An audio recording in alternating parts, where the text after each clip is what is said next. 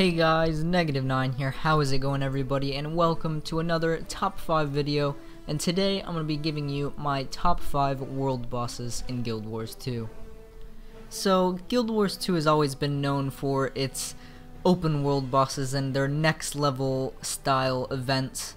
And there have been a lot of unique world bosses that have been implemented into this game, and a lot of really iconic ones that probably are the sole reason why I looked at the game in the first place. You know, you need that hook to get you interested in the game, and for me, and I think a lot of other people, the world bosses and the massive fights that you can have were really the hook that got people into this game.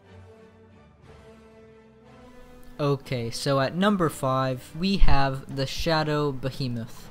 So a lot of you guys will probably remember this boss from the starting areas, and it's really the first world boss that a new player will probably come in contact with, besides the starting zone events, which don't really count in my opinion.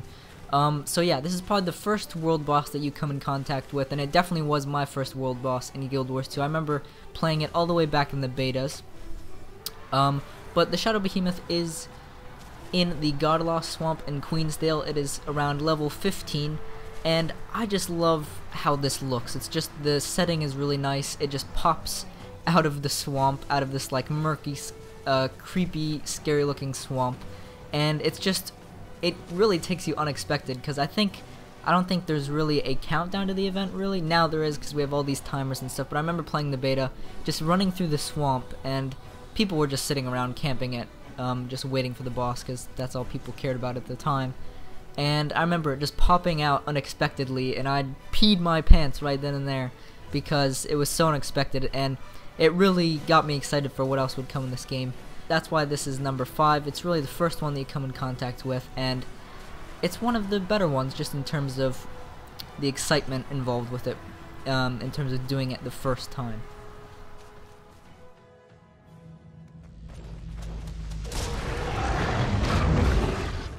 It's down! Fire the siege engine! Go, go, go! At number 4, we have the Shatterer. Now, the Shatterer is in this spot for a couple various reasons, both good and negative, in terms of the mechanics of this boss. But the reason it is number 4 is because it's another one of those iconic boss fights. I think it was in some of the trailers, so this was the main image of open world boss fights for Guild Wars 2. It was one of the really promoted ones. It was in all the trailers and all that stuff.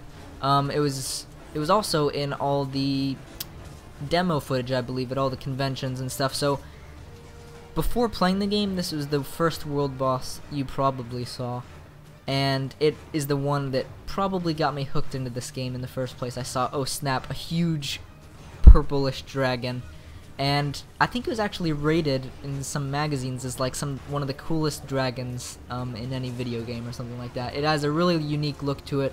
It is a branded, and that means it is a champion. Well, it doesn't mean it's a champion, but it is a minion of the Elder Dragon Kralkatorrik. But it is also a champion. So I think this is the first champion that you fight of an Elder Dragon in the game. The other one, I believe, is the Claw of Jormag, and I can't remember the other one, if there is even another one.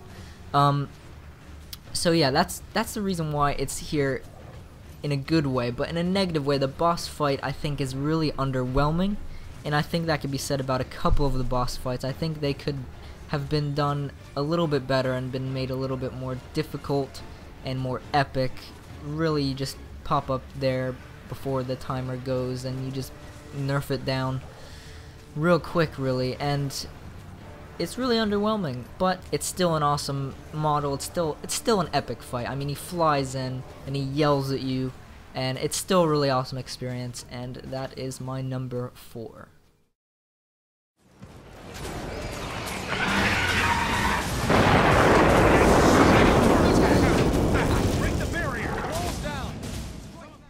At number 3, we have the Claw of Jormag. Now, the Claw of Jormag is a unique fight because, unlike the other dragon champions, the Claw of Jormag is fought in different phases, and according to the wiki, it's actually 2 different dragons. which I never knew actually, which is surprising. So the claws of Jormag, so 2 different dragons I'm assuming. I guess you kill one? I'm not sure if that's correct. But basically, the world boss flies around the zone all the time. It drops ice shards when the event starts, and it's just really cool because the phases set it up real nice. It starts off like dropping the ice shards. You have to kill the ice shards and kill all the ice brood in them. Then you move on to the first phase where you're actually fighting the dragon, and it's actually kind of difficult, which is refreshing for Guild Wars 2. I think this is one of the more difficult fights in the game. You don't really see people fail it, but it's still not, you can't just like tab out and auto attack and, you know, get a gold medal or whatever. It actually requires some attention. You can get downed.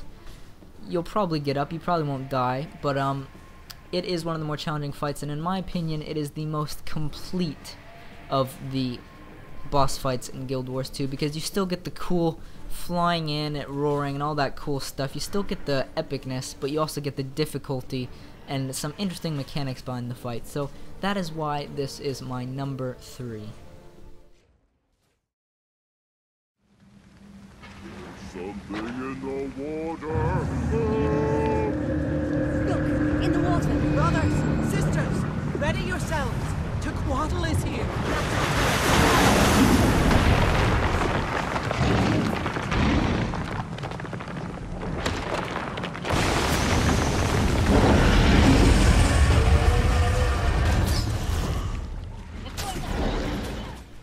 Number 2 is Cuddle the Sunless, and if you've played Guild Wars 2, you are very familiar with this fight. It is one that is done very frequently. I've done quite a bit, and for a long time was one of those that people went to regularly as part of their daily routine. So as a result, I think a lot of people like this fight now. It used to be one of those fights that I was talking about where you could just tab target and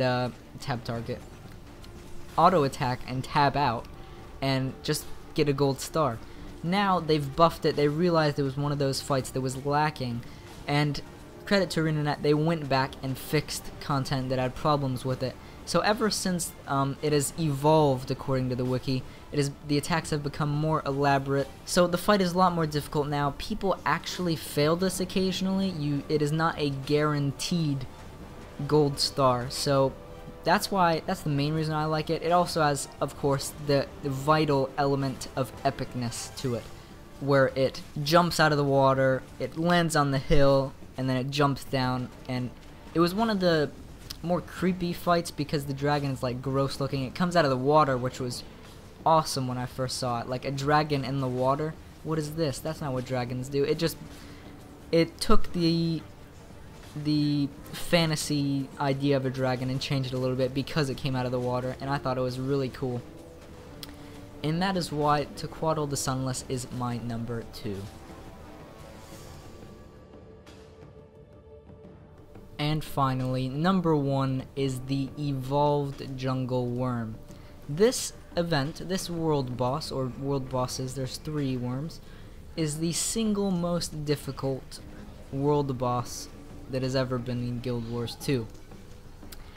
And the reason for this is because you basically have to coordinate with other groups of people in different areas to kill this boss. And when it first came out, it actually took a long time for the first people, well, relatively a long time for a game like this, to defeat the triple trouble worm, as they call it, the first time. And that's just amazing for me. That's what world bosses are supposed to be like. They're not supposed to be like something that you just do occasionally, or just something you hop into and get done in 5 minutes. It's supposed to be a challenge, and this really was a challenge for a lot of people.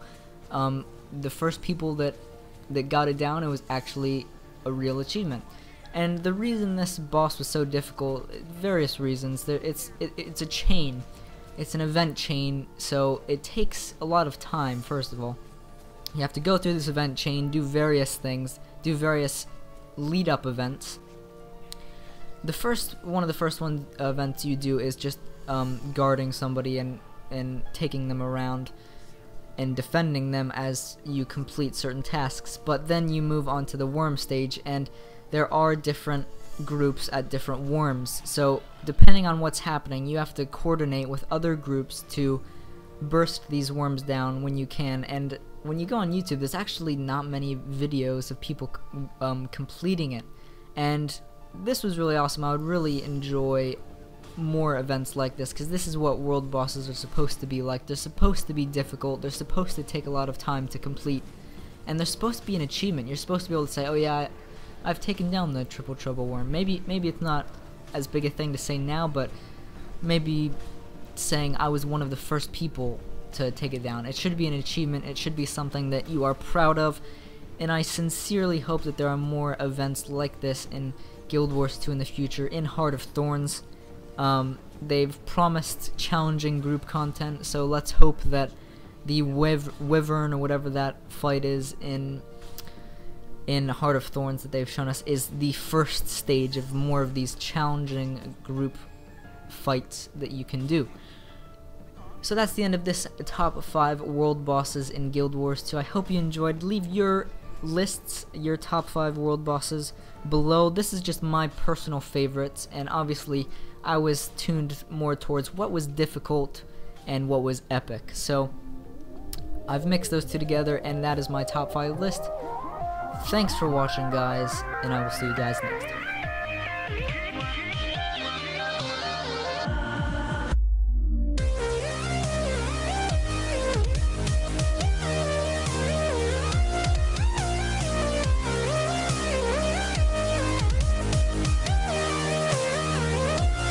Which time?